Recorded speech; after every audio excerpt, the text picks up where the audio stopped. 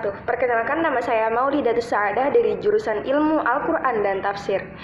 Tujuan saya membuat video ini karena saya ingin melaksanakan tugas medal test dari mata kuliah Bahasa Indonesia, dosen pengampu Ibu Fitriani, STHI, SPDI, MPDI.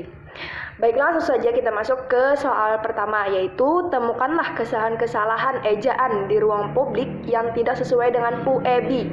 Kemudian jelaskan kesalahan-kesalahan tersebut pada A. Penulisan kata sebanyak 5 kata, B. Penulisan kata serapan bahasa asing atau daerah sebanyak 5 kata. Oke, langsung saja kita masuk ke soal yang A. Penulisan kata sebanyak 5 kata. Pada foto pertama ini terlihat sekali kesalahannya karena terlalu berlebihan dalam penggunaan huruf. Seharusnya penulisan yang benar yaitu jual material. Kata jual tidak perlu menggunakan huruf W dan kata material tidak perlu menggunakan huruf Y. Foto yang kedua. Foto yang kedua ini juga terdapat kesalahan. Kata di jalan seharusnya menggunakan spasi. Karena untuk setiap kata yang merujuk keterangan waktu dan tempat, tanda kutip di penulisannya dipisahkan dengan induknya. Sehingga penulisannya yang benar yaitu di jalan. Oke, lanjut foto yang ketiga. Menurut saya, tulisan yang ada di plang ini salah. Karena seharusnya tulisan tersebut menggunakan tanda koma di antara kata laut, sungai, dan juga pantai, bukan tanda strip. Foto yang keempat. Menurut saya, pada foto ini juga terdapat kesalahan. Seharusnya toko murni menjual pakaian. Kalimat layak pakainya tidak perlu dibuat. Foto yang kelima. Menurut saya, spanduk ini juga terdapat kesalahan pada nomor 1. Seharusnya kata dibuka tidak perlu menggunakan spasi, karena ini merujuk pada kata keterangan waktu dan tempat. Oke, kita masuk ke soal yang B. Penulisan kata bahasa asing atau daerah sebanyak 5 kata. Kata pertama, pada foto ini terdapat kata fotokopi. Banyak orang yang menggunakan kata fotokopi menggunakan huruf C, padahal kata tersebut tidak baku karena gabungan antara bahasa Indonesia dan bahasa asing yang bakunya menggunakan huruf. Foto yang kedua. Di foto yang kedua ini terdapat kata praktek. Banyak orang yang menggunakan huruf E pada kata praktek, padahal dalam Kamus Besar Bahasa Indonesia, praktek menggunakan huruf I, bukan huruf E. Foto yang ketiga. Pada foto ini terlihat sekali kesalahannya. Pada kata foto seharusnya tidak perlu menggunakan huruf H, karena ini menurut saya berlebihan dalam penggunaan huruf. Dalam Kamus Besar Bahasa Indonesia, kata foto tidak perlu menggunakan huruf H. Foto yang keempat. Foto yang keempat ini terlihat kata sholat. Menurut saya kata sholat di sini menggunakan bahasa Arab. Menurut Kamus Besar Bahasa Indonesia, kata sholat tidak menggunakan huruf H dan juga tidak menggunakan huruf O. Foto yang kelima. Pada foto ini terdapat kata umroh. Dalam Kamus Besar Bahasa Indonesia, kata baku dari umroh menggunakan huruf A, bukan menggunakan huruf O. Jadi pengucapannya umroh, bukan umroh. Oke, soal yang kedua. Buatlah 3 jenis paragraf yang berdasarkan sisi kontennya. Pertama, paragraf narasi.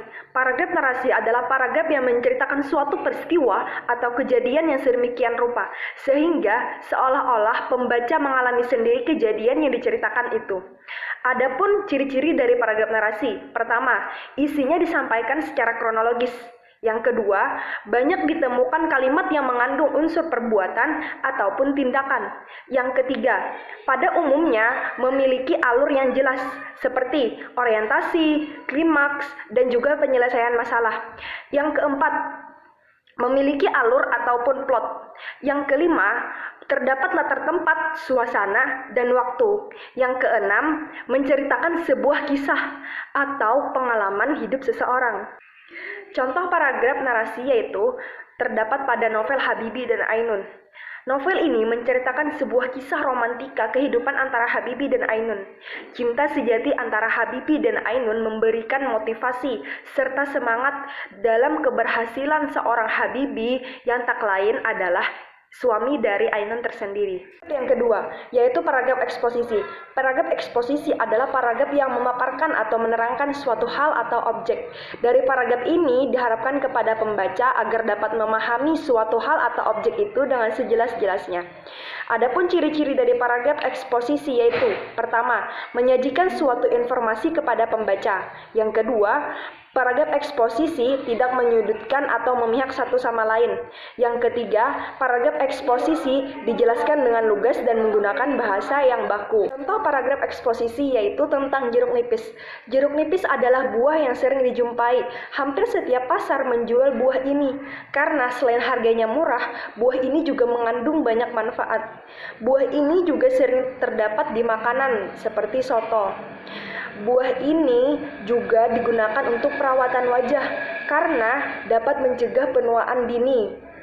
Jika diminum, buah ini juga dapat mencegah kanker karena mengandung zat antioksidan yang dapat mencegah perkembangan kanker dari tubuh manusia. Yang ketiga, paragraf argumentasi.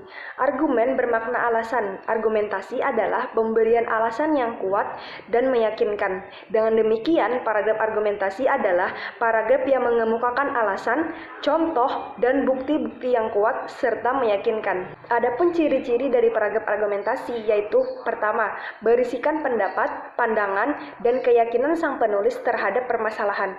Yang kedua, memiliki data faktual yang digunakan untuk meyakinkan si pembaca.